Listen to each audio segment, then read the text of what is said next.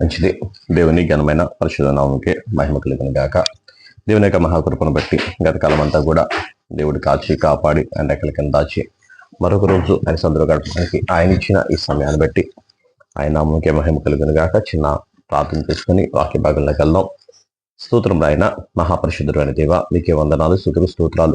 మహోన్నతుడ, మహాగణుడ, గొప్పవాడ, జీవం గల యేసయ్య, జీవాధిపతి అయా, సర్వశక్తి మంతుడ, స్తోత్రాలుడ, పూజారుడ, మీకు వందనాలు. ప్రభువా, వాక్యమై ఉన్న దేవుడు నాయన అయా తండ్రి నాన్న, మీరు మాతో మాట్లాడి మమ్మల్ని బలపరిచి మీ జ్ఞానముతో, మీ ఆత్మతో, మీ అభిషేకముతో మమ్మల్ని నింపి ప్రభువా మీ కృపలో వదిలి చేయమని యేసునామములో అడుగుచున్నాం తండ్రి. నేను మంచిది. దేవుని ఘనమైన పరిశుద్ధ నామముకే మహిమ కలుగును గాక. వాక్యం వినుచున్న చూస్తున్న మీ అందరికీ కూడా ప్రభువైన యేసుక్రీస్తు నామములో వందనములు, శుభములు తెలియజేస్తున్నాను. ఇక్కడ వాక్య భాగంలో మనం చూసినట్లయితే నేను దినాన్ని 15 అధ్యాయాన్ని మనం ధ్యానం చేసాం. ఈరోజు 16 అధ్యాయంలో మనం చూసినట్లయితే 15 అధ్యాయంలో యూదా గోత్రికులకి స్వాస్థ్యం పంచిపెట్టిన విధానాన్ని మనం చూస్తున్నాం. యూదా గోత్రంలో ఉన్న కాలేబు కానీ తన కుమార్తెలు కానీ ఆ ప్రాంతాన్ని తీసుకున్న విధానాన్ని కానీ మనంతా కూడా ఆ ప్రాంతాన్ని మనం చూడగలిగాం. కాలేబు ఉన్నాడు, నా యవన వయసు ఎంత బలం ఉందో ఇప్పుడు కూడా అంతే బలం ఉంది. ఆ రోజు నేను ఇది వేగి చూడడానికి వచ్చాం 40 సంవత్సరాల క్రితం వేగి చూడడానికి వచ్చినప్పుడు ఆ రోజు ఎంత బలం అయితే ఉందో ఈ రోజు కూడా అంతే బలం ఉంది.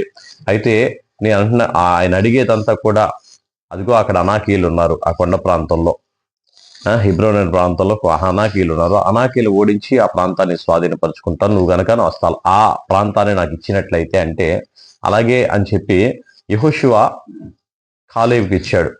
కాలేబు ఆ స్వాస్థ్యాన్ని పొందుకున్నాడు. తర్వాత తన అల్లుడితో తన కుమార్తెని పెళ్లి చేయడానికి ఇదిగో ఇంకో ప్రాంతం ఉందిగా, దాన్ని ఎవరైతే స్వాధీనపరుచుకుంటారో, ఎవరైతే అక్కడ శత్రువును ఓడించి అనాకీలను ఓడించి ఎవరైతే ప్రాంతాలు స్వాధీనపరుచుకుంటారో వాళ్ళకి నా కుమార్తె పెళ్లి చేస్తానన్నప్పుడు ఆ అక్సానిచ్చి ఆ ఒత్నీయేలుకి పెళ్లి చేశాడు. ఆ ఒత్నీయేలు మొత్తం కూడా పట్టణాన్ని జయించాడు, ఓడించాడు. మామూలుగా తగ్గ అల్లులాగా పేరు సంపాదించుకున్నాడు. ఆ తర్వాత కుమార్తె వచ్చింది, అక్సా వచ్చి, నాన్న నువ్వు నాకు ఇచ్చిన పొలం బాగానే ఉంది, పొలాన్ని అడిగినప్పుడు పొలం ఇచ్చాడు, పొలం బాగానే ఉంది, కానీ దాన్ని సాగు చేసుకోవడానికి నీరు కావాలి కదా, ఆ నీరు నాకు నీటి మడుగులు కనుక ఇచ్చినట్లయితే, నీటి మడుగులోని ప్రాంతం కనుక నాకు ఇచ్చినట్లయితే దాన్ని బట్టి నేను ఆ కుటుంబం బాగుంటాం అని చెప్పి అడిగింది. అంతే కదా, పొలం పండించుకోవడానికి అది నీరు లేని భూమి అనుకో, ఎంత పొలమైనా వేస్ట్. అలాగే దేవుడిచ్చిన కుటుంబానికి కూడా, కుటుంబంలో నీరు అంటే మన ప్రభువైన యేసుక్రీస్తు, ఆయన జీవజల దారులు ఆయన ఉద్భవింప చేసేవాడు. ఆ రోజు కనుక ఒకసారి వచ్చినప్పుడు ఆ కనాను స్త్రీ, అక్కడ సమరయ స్త్రీ వచ్చినప్పుడు ఆయన చెప్తున్నాడు, నీళ్లు చేదుకోవడానికి నీళ్ళ దగ్గరికి వచ్చినప్పుడు అమ్మా దాహానికి నాకు నీళ్ళు ఇవ్వమ్మా అని చెప్పేసి ఆయన అడిగితే ఆమె ఇస్తానని చెప్పి అన్నప్పుడు, అయ్యా నేను ఇచ్చిన నీళ్లు కనుక నువ్వు తాగితే ఇంకెప్పుడు దాహం వేయదు అని చెప్పేసి సమరయ స్త్రీకి చెప్పినప్పుడు, అయ్యా ఆ నీళ్ళేదో నాకు ఇవి పద్దాక నేను ఇక తాలేకపోతున్నాను, మధ్యాహ్నం రావాల్సి వస్తుంది, ఇలా అందరి మంది తాలెత్తుకోలేకపోతున్నాను అన్నప్పుడు ఆమె ఆ నీళ్ళు ఇవ్వమని అన్నప్పుడు చెప్తున్నాడు అక్కడ. ఆ నీరు ఎప్పుడైతే అంటే ప్రభువైన యేసుక్రీస్తు వారు జీవజల దారులు ప్రవహింపచేసే దేవుడు, ఆ నీరు గనక మన ఇంట్లో ఉన్నట్లయితే ఇచ్చిన స్వాస్థ్యం అంతా కూడా అక్సాగా పొలవిచ్చాడు, కానీ నీరు లేదు. ఆ నీరు ఎలాంటిది అంటే ఉబికే నీరుగా ఉండాలి. ఆ ఉబికే నీరుగా దేవుని వాక్యం మనకు రోజు కూడా ఉబికే నీరుగానే ఉంటది. దేవుని సన్నిధి ఎప్పుడు కూడా ఉబికే నీరుగానే ఉంటది. రోజు కూడా ఏదో ఒక మాట దేవుడు మాట్లాడుతూ మనల్ని బలపరుస్తూ ఉంటాడు, మనల్ని స్థిరపరుస్తూ ఉంటాడు. అటువంటి నీరుగా ఉండాలని చెప్పేసి ఆ రోజు ఆ అక్సా వచ్చి అడిగింది. అలాగే ఆ పొలాన్ని ఇచ్చాడు. అక్కడ తండ్రి ఆ పొలాన్ని ఇచ్చాడు. అలాగే ఆ మెట్ట మడుగులు, పల్లపు మడుగులు రెండు కూడా ఇచ్చి కుమార్తెని సన్మానించాడు. తర్వాత ఇక్కడ 16 అధ్యాయం మనం చూసినట్లయితే యోసేపు పుత్రులకు చీటీ వలన వచ్చిన వంతు ఎరుకో ఎదుట యొర్దాను దరి నుండి తూర్పునున్న ఆ ఎరుకో ఏటి వెంబడిగా ఎరుకో నుండి బేతేలు మన్యం వరకును అరణ్యము వ్యాపించును. అది బేతేలు నుండి లూజు వరకును పోయి అజారోతు అర్కీయుల సరిహద్దు వరకు సాగి బెత్హారోను వరకు గెజారు వరకును పడమటి వైపున ఎప్లేతీయుల సరిహద్దు వరకును వ్యాపించెను. దాని సరిహద్దు సముద్రం వరకు సాగెను. అక్కడ యోసేపు పుత్రులైన మనష్షే ఎఫ్రాయిములు ఎఫ్రాయిములకు స్వాస్థ్యం పొందిరి. ఎఫ్రాయిములు స్వాస్థ్యం పొందిరి. ఇక్కడ చూసినట్లయితే యాకోబు కుమారులైన 12 కుమారులకిను 12 కుమారులకి 12 గోత్రాలకి కూడా 12 స్వాస్థ్యాలు ఇచ్చి ఉండగా, నిజానికి అలాగే ఇవ్వాలి, కానీ లేవీయులకి స్వాస్థ్యం ఇవ్వలేదు. అలాగే లేవీయులకి దేవుడే స్వాస్థ్యంగా ఉన్నాడు. దేవుడి దగ్గరున్న దేవుని సన్నిధి మాత్రమే లేవీయులకి స్వాస్థ్యంగా ఉంది. లేవీయులకి రావాల్సిన స్వాస్థ్యము ఇక్కడ యోసేపు కుమారులైన మనష్షేకి ఆ స్వాస్థ్యం అనేది వచ్చింది. యోసేపు యొక్క స్వాస్థ్యము ఎఫ్రాయిముకి వచ్చింది, లేవీయుల యొక్క స్వాస్థ్యము మనష్షేకి వచ్చింది. అంటే ఆ స్వాస్థ్యం అంతా కూడా యోసేపు కుమారులకి ఇవ్వడం జరిగింది. యోసేపు కుమారులకి ఎందుకు ఇవ్వడం జరిగింది? యాకోబు కుమారులైన 11 మంది వారి యొక్క విధానం అంతా ఒకలా ఉంది, కానీ యోసేపు యొక్క విధానం అంతా ఒకలా ఉంది. యోసేపు తన బాల్యము నుండి కూడా దేవుని భయభక్తులు కలిగే ఉన్నాడు. ఆయన దర్శనాలు చూసి, ఆ దర్శనం ద్వారా దేవుడు నన్ను దీవించే విధానాన్ని చూసి దేవునికి లోబడే ఉన్నాడు. ఎన్ని శ్రమలైనా, ఎన్ని ఇబ్బందులైనా, ఎక్కడ కూడా పాపం చేయవలసిన పరిస్థితులు వచ్చినప్పటికీ కూడా, తన వారెవరు లేనప్పటికీ కూడా తాను దేవుని యందు భయభక్తులు కలిగి దేవుని తన ఎదురు పెట్టుకొని పరిశుద్ధముగాను, నీతిగాను, యథార్థంగాను ఆయన బ్రతికాడు. ఆ బ్రతికిన దాన్ని బట్టి దేవుడు ఎప్పుడు కూడా వదిలిపెట్టేవాడు కాదు, విడిచిపెట్టేవాడు కాదు. తన స్వాస్థ్యాన్ని అలాగే ఆయనకి అతని కుమారులు ఇద్దరిని కూడా దీవించాడు. 2 కుమారులు కూడా అక్కడ స్వాస్థ్యాన్ని దేవుడు ఇచ్చాడు. అలాగే ఈ ప్రజలందరూ కూడా 70 మందిగా ఐగుప్తులోనికి వెళ్ళారు. ఐగుప్తులోకి వెళ్ళడానికి కారణం వల్ల కూడా యోసేపే. ఐగుప్తులో స్వాస్థ్యం ఇచ్చాడా దేవుడు అంటే, ఐగుప్తులో స్వాస్థ్యం ఇవ్వాల. ఎక్కడ స్వాస్థ్యం ఇచ్చాడు? కనాను దేశంలో స్వాస్థ్యం ఇచ్చాడు. కనాను దేశంలో స్వాస్థ్యం ఇవ్వడానికి మరి ఐగుప్తులో ఉండడానికి ఆ సంబంధం ఏముంది? 70 మందికి ఆశ్రయం ఇచ్చాడు. 70 మంది, 1 లక్షల మంది ఆశ్రయం పొందుకున్నారు. ఎందువల్ల పొందుకున్నారంటే కేవలం యోసేపును బట్టి. వాళ్ళందరూ కూడా అంత జనముగా మారడానికి, అంత జనముగా అవడానికి యోసేపును బట్టి. యోసేపు ఎందుకు? ఆ జనులందరి మధ్యలో కూడా గనుడిగా ఉన్నాడు, జనులందరి మధ్యలో గొప్పవాడిగా ఉన్నాడు, జనులందరి మధ్యలో అధిపతిగా ఉన్నాడు, జనులందరి మధ్య ప్రధానిగా ఉన్నాడు. ఎందుకు బట్టి ప్రధానిగా ఉన్నాడంటే దేవుని యందు భయభక్తులు కలిగి ఉండడం వల్ల. దేవుని ఎదుట నేను ఏ దుష్కార్యము చేయనని చెప్పేసి అలాగే అంత నమ్మకంగానే ఉన్నాడు. పోతీఫర్ ఎన్నో రకాలుగా శోధించినప్పటికీ కూడా ఆ సోదరు సహించుకుని అక్కడి నుండి పారిపోయాడు తప్ప ఆ సోదరులో పడిపోకుండా తన పరిశుద్ధతను కాపాడుకునే ఉన్నాడు. అంత మాత్రమే కాదు, కానీ తన అవసర దశలో ఆయన చనిపోయే ముందు చెప్తూ ఉన్నాడు, దేవుడు నిశ్చయముగా కనాను దేశాన్ని మనకి ఇస్తాడు. కనాను దేశం మీద మనసు పెట్టుకున్నాడు, కానీ ఆ కనాను దేశం మీద మనసు పెట్టుకుని తన ఉన్న ఐగుప్తు దేశంలో మనసు పెట్టుకోవాలా, ఐగుప్తు దేశం మీద ఆశ పెట్టుకోవాలా. ఐగుప్తు దేశంలో ఉండిపోతాం, ఇదంతా మనదే, దేవుడు మనకి ఇచ్చాడు కాబట్టి ఎంతమంది జనం మనం అయ్యామో, ఇదంతా మనదే, మనం స్వాధీనపరుచుకున్నాం. ఐగుప్తు దేశం మీద ఉండలా. అక్కడ అనుకుంటున్నాడు ఐగుప్తు దేశం ఫరో రాజు అనుకుంటున్నాడు, అమ్మో వీళ్ళు కనుక శత్రువులతో కలిస్తే మన దేశాన్ని వీళ్ళు ఓడించేస్తారేమో అని చెప్పి, మన దేశాన్ని వీళ్ళు పాడు చేసేస్తారేమో, మన దేశాన్ని వీళ్ళు స్వాధీనపరుచుకుంటారేమో అని ఆ రోజు ఫరో అనుకున్నాడు. కానీ యోసేపు తన మనసులో కూడా తన ఆలోచన రాలా, ఆ ఐగుప్తు దేశం నాది అని. ఈ లోకంలో మనం బ్రతుకుతున్న మనమంతా కూడా ఆలోచన అంతా అలాగే ఉంటుంది. అమ్మో ఇక్కడ మనం పుట్టాం కాబట్టి ఈ దేశం మనదే, అమ్మో ఈ కులంలో పుట్టాం కాబట్టి మీరు మనోళ్ళే, ఈ మతంలో పుట్టాం కాబట్టి మతం మనదే అని చెప్పేసి మనం దీనిలో మనసు పెట్టుకొని, దీనిలో మన ఉద్దేశాన్ని పెట్టుకొని ఇక్కడ కొనసాగించడానికి మనం ఉద్దేశిస్తాం. దేవుని యొక్క దీవెని పోగొట్టుకుంటాం, దేవుని యొక్క ఆశీర్వాదాన్ని పోగొట్టుకుంటాం. కానీ యోసేపు అలా లేడు. యోసేపు తన ఉద్దేశం అంతా కూడా దేవుడిస్తాను కనాను దేశం అని చెప్పేసి తను చనిపోయేటప్పుడు కూడా చెప్తున్నాడు, నా ఎముకలు మోసుకొని నన్ను తీసుకొని వెళ్ళి మీరందరూ అక్కడ చేరినప్పుడు అప్పుడు పాతి పెట్టండి నన్ను, ఇప్పుడేది పాతి పెట్టమని కూడా అడగలా. యాకోబు అడిగాడు, తన ఎముకలు తీసుకెళ్లి అక్కడ నాన్న యొక్క సమాధి దగ్గరే అక్కడ పాతి పెట్టమన్నప్పుడు, నాన్న యొక్క సమాధి దగ్గరే నాన్నమ్మ ఉన్న సమాధిలో పాతి పెట్టినప్పుడు యోసేపు తీసుకెళ్లి అక్కడ పాతి పెట్టొచ్చాడు. కానీ ఇప్పుడు యోసేపు చెప్తున్నాడు కదా, మీరందరూ అక్కడ చేరేంత వరకు కూడా నా ఎముకలు దాచిపెట్టమన్నప్పుడు అలా ఎముకలు దాచిపెట్టి ఉంచారు. ఎముకలన్నీ కూడా వీళ్ళు 40 సంవత్సరాలు ప్రయాణం చేస్తున్న కాలం అంతా కూడా వీళ్ళు మోసుకునే వెళ్ళారు. ఓ పక్క మందస్థాన్ని మోసారు, ఇంకో పక్క యోసేపు యొక్క ఎముకలు మోసుకొని వెళ్తున్నారు. అక్కడ దేవుడిని మోసుకొని వెళ్తున్నారు, దేవుడిచ్చిన వాగ్దానాన్ని కూడా మోసుకొని వెళ్తున్నారు. దేవుడు చెప్పిన మాట ప్రకారం ఆ ప్రాంతానికి తీసుకొని వెళ్తారనే ఉద్దేశంతోనే యోసేపు కొంతమంది మోసుకొని వెళ్తున్నారు. అక్కడ దేవుని మందస్థాన్ని కోసుకొని కొంతమంది వెళ్తున్నారు. కానీ ఎక్కడ విడిచిపెట్టలా, ఎక్కడ వదిలిపెట్టలేదు. దేవుడు చెప్పిన మాటకి వాళ్ళందరూ కూడా యోసేపు చెప్పిన మాటకి ఎంత విధేయులై ఉన్నారో దేవుడు చెప్పిన మాట కూడా అంతే విధేయులై అక్కడ వెళ్తూ ఉన్నారు. యోసేపు చెప్పిన మాట అంత ఖండితంగా ఉంది కాబట్టి ఆ ప్రజలందరూ కూడా అంతే విశ్వాసంతో వెళ్తూ ఉన్నారు.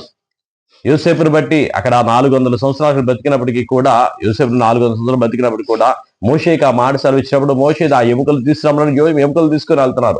మోషే తర్వాత యెహోషువ అదే విధానంగా తీసుకొని వెళ్తున్నాడు.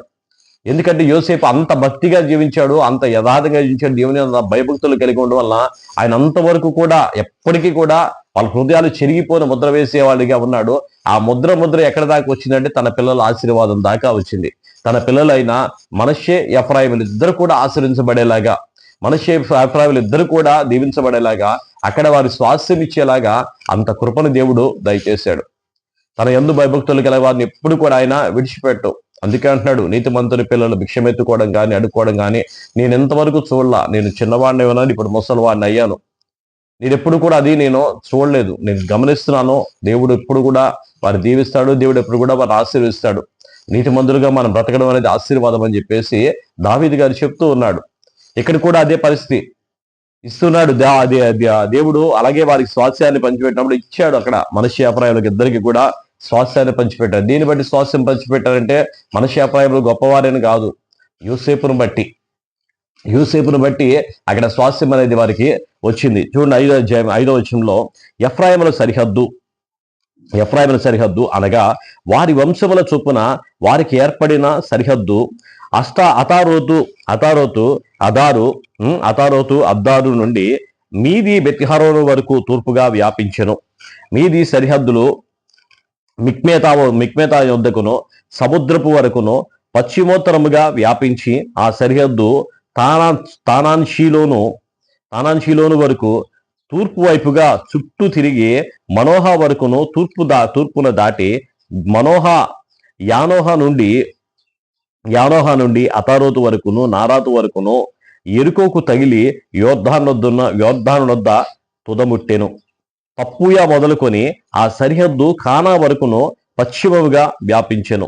అది వారి వంశముల చొప్పున ఎఫ్రాయిముల గోత్రముల స్వాస్యం. ఎఫ్రాయిములు అచ్చటచ్చట ఇయ్యబడిన పట్టణములో పోగా ఆ పట్టణములన్నీ వాటి గ్రామములు మనష్షేల స్వాస్యములో ఉండెను. అయితే గెజెరులో నివసించిన కనానీయుల దేశంలో వారు స్వాధీనపరుచుకొనలేదు. నేటి వరకు ఆ కనానీయులు ఎఫ్రాయిముల మధ్య నివసించుతూ పన్నుకట్టు దాసులు అయిరి. అలాగే 17వ అధ్యాయంలో మనష్షే యోసేపు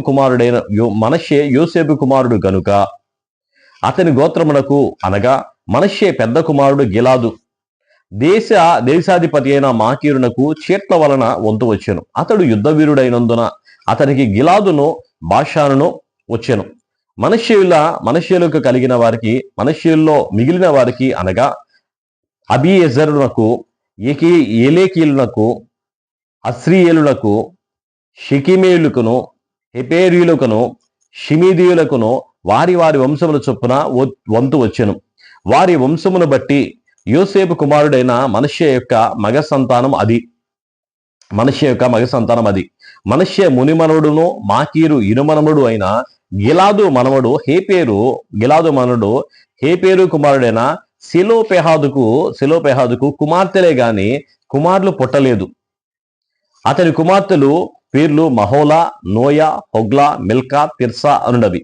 వారు యాజకుడైన ఎలియాజరు ఎదుటికి, నూను కుమారుడైన యెహోషువ ఎదుటికి, ప్రధానుల ఎదుటికి వచ్చి మా సహోదరుల మధ్య మాకు స్వాస్థ్యం ఇవ్వవలెనని యెహోవా మోషేకు ఆజ్ఞాపించినని మనవి చేయగా, యెహోవా సెలవిచ్చినట్లు వారి తండ్రి యొక్క సహోదరుల మధ్య వారికి స్వాస్థ్యములు ఇచ్చెను. హల్లెలూయా. ఇక్కడ మాకీరు మనష్షే మునిమనుడు మాకీరు దగ్గర ఉన్న అతని కుమారుడు సెలోపెహాదు కుమార్తెలు వచ్చి వారందరూ స్వాస్థ్యం పొందుకున్నారు. కుమార్తెలుగా ఉన్న వీళ్ళు 5గురు వచ్చి, అంటే దేవుని యొక్క స్వాస్థ్యము ఎంత ప్రాముఖ్యమో వాళ్ళకి తెలుసు. దేవుడిచ్చే స్వాస్థ్యమో ఎంత ముఖ్యమో వాళ్ళకి తెలుసు. ఎలాగైతే యోసేపు ఐగుప్తును స్వాస్థ్యంగా స్వీకరించలేదు, ఐగుప్తులో ఉన్న దాన్ని ఆయన దీవెనగా స్వీకరించలేదు, కానీ కనాను దేశాన్ని దేవుడిస్తానన్న దాన్ని దానివేసి స్వీకరించారు. అలాగే సెలోపెహాదు కుమార్తెలు కూడా వచ్చి దేవుడిచ్చిన ఈ స్వాస్థ్యం అనేది ఎంత పవిత్రమైనదో, ఎంత ముఖ్యమైనదో దాన్ని అడిగి, వాళ్ళకి నిజంగా కుమార్తెల స్వాస్థ్యం లేకపోయినప్పటికీ కూడా వాళ్ళు వచ్చి మోషే దగ్గర అడుగుతున్నారు. మోషే దేవుడి దగ్గర అడిగాడు, దేవుడు ఇవ్వమని అడిగిన తర్వాత ఇప్పుడు వాళ్ళందరూ స్వాస్థ్యం పంచిపెట్టే సమయం వచ్చినప్పుడు వాళ్ళందరూ పంచిపెట్టే సమయం వచ్చినప్పుడు అలాగే ఎలియాజర్ దగ్గరికి వెళ్ళారు. అలాగే వచ్చి యెహోషువ దగ్గర కూడా అడుగుతున్నాడు, మేము మోషే దగ్గర అడిగాము, ఆ రోజు మాకు ఇస్తానన్నారు, ఈ రోజు అంతా స్వాధీనపరుచుకున్న తర్వాత ఈ రోజు మాకు ఇస్తే మంచిది కదా అని చెప్పి అడిగినప్పుడు అలాగే వారికి స్వాస్థ్యం అనేది దేవుడు ఇచ్చాడు. మనం అడిగేది ఏది అడగాలి అంటే దేవుని యందు స్వాస్థ్యం అడగాలి, దేవుడు ఇస్తానని స్వాస్థ్యం అడగాలి, దేవుడు ఇస్తానన్న దాని మీద మనసు పెట్టుకోవాలి. ఈ లోకంలో ఏది కూడా మనదే కాదు. ఐగుప్తు దేశంలో ఉన్నప్పటికీ కూడా వాళ్ళ మనసు కానీ వాళ్ళ ఉద్దేశం కానీ అంతా కూడా కనాను దేశం మీద ఉంది. ఈ లోకంలో మనం బ్రతుకుతున్నప్పటికీ, ఈ లోకంలో మనం జీవిస్తున్నప్పటికీ కూడా మన ఉద్దేశం కానీ మన మనసు కానీ పరలోక రాజ్యం మీదే ఉండాలి తప్ప ఈ లోకం మీద ఏది కూడా ఉండడానికి వీళ్ళు ప్రభు అయిన యేసుక్రీస్తు అదే చెప్తున్నాడు. మీరు ఈ లోకంలో ఏది దాచిపెట్టుకున్నా అది చిమ్మిట పట్టింది, అది తుప్పెక్కిపోద్ది. కానీ మీ పరలోక రాజ్యంలో మీ శ్వాస దాచుకున్నట్లయితే అక్కడ మీకు ఆశీర్వాదం అనేది ఉంటుంది. మీకు అక్కడ గొప్ప ఇల్లు కట్టబడుతుంది, గొప్ప స్థలాలు అక్కడ మీకు సిద్ధపరచబడుతుంది. నేను అక్కడికే వెళ్తున్నాను, దానికోసం నేను ఇవన్నీ కూడా సిద్ధపరిచి మరలా వచ్చి మిమ్మల్ని తీసుకొని వెళ్తానని చెప్పేసి ఆ రోజు ప్రభువు చెప్పి వెళ్ళాడు. మనమందరం కూడా ఆ దేవుని యందు దేవుడి స్వాస్థ్యం మీద ఆశ పెట్టుకొని దాని మీద మనసు పెట్టుకున్నట్లయితే మన మనసు అంతా కూడా మన హృదయం అంతా కూడా దేవుడు సూచిన దేవుడు మనం దీవిస్తాడు. అలాగే యోసేపును బట్టి ఆ కుమారులు ఎలా అయితే దీవించాడో బిడ్డలందరూ కూడా దీవిస్తాడు. అన్ని విషయాల్లో అన్నపాన వస్త్రాలతో దేవుడు దీవించి ఆశించి వారి గొప్ప స్థితినిచ్చి గొప్ప కృపనిచ్చి నీ మనసు దేని మీద ఆనుకొని ఉందో దాన్ని బట్టి బిడ్డలు దీవించి ఆశ్రయిస్తాడు. ఆయన మీద ఆనుకొని ఉంటే, ఆయన స్వాస్థ్యం మీద ఆనుకొని ఉంటే బిడ్డలు అందరూ కూడా ఆశ్రయించబడతారు, దీవించబడతారు. దేవుని కృప మీకు తోడే ఉండి నడిపించును గాక. ప్రార్థన చేసుకుందాం. స్తోత్రం నాయన, మహాపరిశుద్ధుడు అయిన దేవ, మీకే వందనాలు, స్తోత్రాలు. దేవదేవుడా, సర్వశక్తివంతుడా, మీకు వందనాలు. గొప్ప దేవుడా, మీకే స్తోత్రాలు చేస్తాం. మీరే మహిమ పొందండి.